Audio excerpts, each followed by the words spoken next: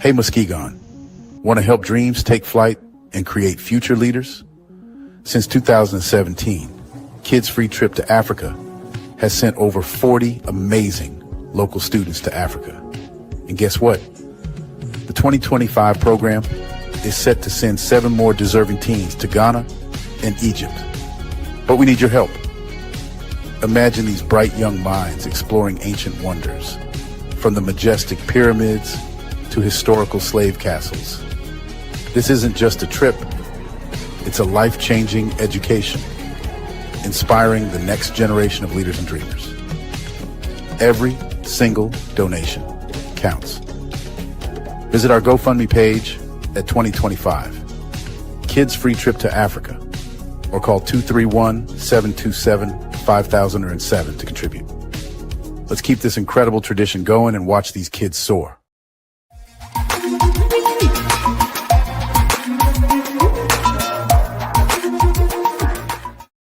Shouts out to everyone who have donated to the Kids Free Trip to Africa program over the weekend. Shouts out to Christine Robert and attorney Paula Tillman for their contributions. And we are a quarter away with 25% of our goal, and we are going to get there. We know we're going to get there. You always come through in the clutch, Muskegon, always come through. The kids leave on June the 26th. They go to Cairo, Egypt.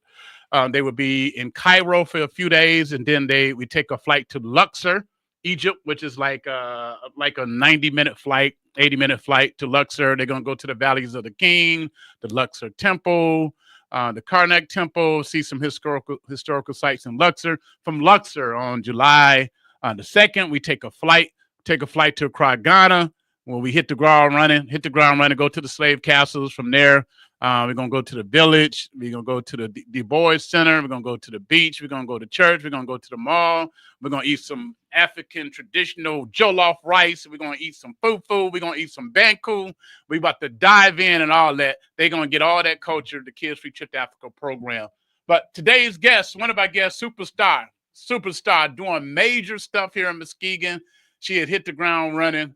We want to welcome to the show Marria McIntosh. How you doing, Marria? How you doing, Queen? How you doing? Surviving out here, trying to survive. Big things. Shout out to the trip to Ghana and the Kids to Africa program. I love that. That's exciting. Thank you so much, Queen. Thank you so much. Thank you so much. Well, you doing it. You doing it. Got the housing. You got a housing comedy mortgage conversation along with comedy show. I don't know how you mix it all together, but this gonna be unique. Only you could do that, though. You know. Yeah. You know what? We just really try to make sure that we make what can sometimes be perceived as heavy. We want to make that thing like approachable for anybody, right? Right. And so this would be our 2nd annual house party event. And so this year's theme is house party to home ownership. So we're really building off of what the movement to power was last year and taking that power and actually putting it into planning. So the first portion of it from 10 to 3:30 will be totally free to the public. That's where like people are just going to come in. They're going to have their fun. We're going to have the Titan Liz panel that would have banking and credit union VPs. That's going to be debunking those myths and misconceptions to home ownership. We also have Mishta, COO, who's going to come in and be our keynote for that morning. And so if anybody's wondering what Michigan stands for, that's Michigan State Housing Development Authority. So they're responsible for any of the housing that's done here in Michigan. So their chief operating officer is going to be on deck giving us our keynote. And then we're going to break out into some breakout sessions, and those breakout sessions are going to deal with everything from wealth creation to credit scores to pre-qualifications, down payment, and then our signature pathways to home ownership program. And then what's really unique about it for this year, outside of the different panelists, is that we're going to be doing on-site free one-on-one mortgage pre-qualification. And what that is that's really truly putting that access in your hand. So we're going to have actual banking, financial lenders on site. They're going to be doing a soft pull to your credit, so you don't have to worry about, a ding to your credit. And then you're going to find out right then and there if you qualify. But if not, what's unique, specifically unique about Lake Michigan Credit Union, they have the ability to right there on the spot create a 1 to 3 month plan for you, or a 12 to 15 month plan for you. And so that's an implementation plan that says, you know what, maybe not now in this moment, but in 3 months, or in a year, or in a year in 15 months. And so giving you that plan to walk out the door is really empowering. And then, like you said, we have in the evening, we want to make sure that we round it out with some fun. And we have like our comedians coming in from the East Coast, from DC, Laughing Lenny, from Maryland. We have Stacey Carver as the host. And then we have some local talent, Evan from Grand Rapids, and then our very own Ricardo from Muskegon. And that's going to be fun. You're going to have appetizers. You're going to have a comedy show. You're going to have the after party. And it's just really celebrating home ownership and the idea of, having your own thing. That's powerful. And you got some heavy hitters that you're bringing for this panel. These are all, each one of these individuals are actually main events themselves. They can go anywhere and be the main speaker. The vice president of Lake Michigan Credit Union, which is not only in Michigan, they're big in Florida. And they're one of our sponsors here on radio. To have them come out with their mortgage officer, community relations person, and then you got the vice president at Fifth Third Bank. Man, you got some juice, Marria. I need to be on your team, man. What's happening? How do I sign up? I'm just going, the juice is up in heaven. I really can't. I can't write this script. I just feel like it's really God just raining down on our community. It's one thing to talk about it, and it's one thing to point out all of the deficiencies and and say this isn't happening and that isn't happening. But then once you've done that, then it's kind of like, okay, so what are we gonna do now? How do we really put that power back into people's hands? How do we make this thing accessible for people? And another piece that I actually forgot to add is that you're going to have 25 to 30 community resource vendors that's going to be on site, talking to you about the free community resources surrounding housing, or housing supportive organizations from here in Muskegon County that's going to be offering you all kind of different information. And that's also free. And then it's free country cooking. It's going to be catering it. And so that's free to you. And then our homeboy DJ Q89, he's going to be mixing it up. Yes. The DJ for that evening as well. And just come out, get the information. Oftentimes we think that we do not qualify.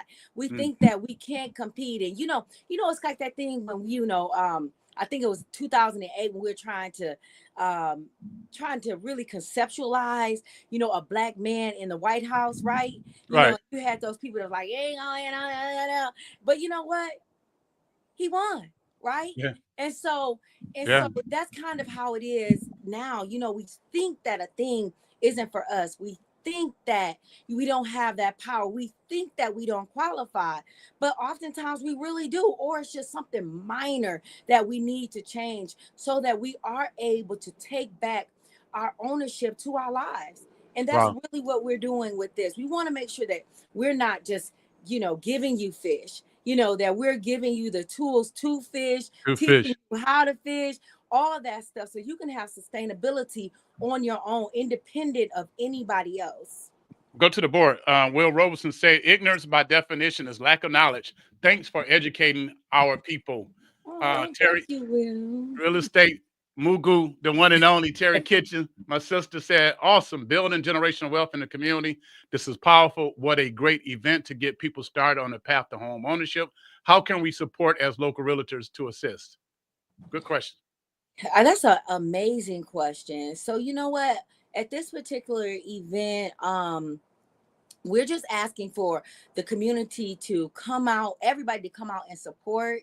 We're asking you to, share it on your Facebook pages, all those different things, because when you come out, you're networking as well. you're walking. If you go to our website now, we actually just updated um, the actual promotional video attached to the actual panel, Uh-huh. and that showcases last year's event and also leads into this year's event.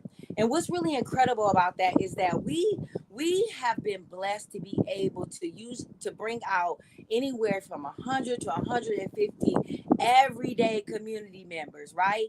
And so Right. when you're walking in that space, you're able to talk to people. You're able to network with different people and say, hey, you're interested in home ownership, here's my card. You know, I am a person that's looking out for you in this community. I'm a person that shares your values, shares your history, shares, your passions. And I'm committed to getting you to the next level as well. So we just encourage you to come out and share, and just really be a part of this event. Question though, can what? And I don't know if it's a conflict with your sponsors. Are realtors allowed to get a booth? Can they pay for a booth? So, generally speaking, how the booths work, is for the Resource Expo, we limit those to community organizations that offer free services to the community. So you'll see maybe like the different cities they offer, like some offer down payment assistance, some offer services for the elderly. You'll also see people who offer supportive services surrounding like the United Way or somewhere around there, and they deal with like different aspects of like maybe like electricity bill assistance and things like that. So most of the resource vendors that are there are free community resource vendors. Anybody who is a actual like a banking institution or anything like that, they are actual sponsors to the event. um and so they're not actually just paying for the booth, they're sponsoring the event, which Right. comes with the booth. Okay, it's understandable. Understandable. Well, hopefully they'll reach out. Terry, please reach out to Maria and Mara if you need her Definitely, contact. definitely. Uh, uh, And this is a we're open to ways to broaden this in the future, but we want to make sure that we cut down on people doing a lot of selling, uh because sometimes it can all be like a confusing situation for people, and they don't oftentimes like know like who to trust and all that. And we want to make sure that the people are there, they're pretty like neutral, and we don't have to get like the additional like complaints or anything like surrounding those things. So we try to keep most of that portion of it free. Free vendors, people who are offering free things to the community, but we do have sponsorship opportunities as well. okay. Well, reach out to Threads for sponsorship opportunity. Before we go, you working on this MLK, the school project, the Old King Mhm. School project. Yes, sir. How's that going? Are you facing resistance? Because I know you're about your business. So I know if anything need to be corrected, you got that taken care of. Are you facing resistance? We are facing some resistance. I will say this. If I can back it up just a little bit, because I like to also add some background to it. When I first started, um 3 years ago, just a everyday community member, just interested in community.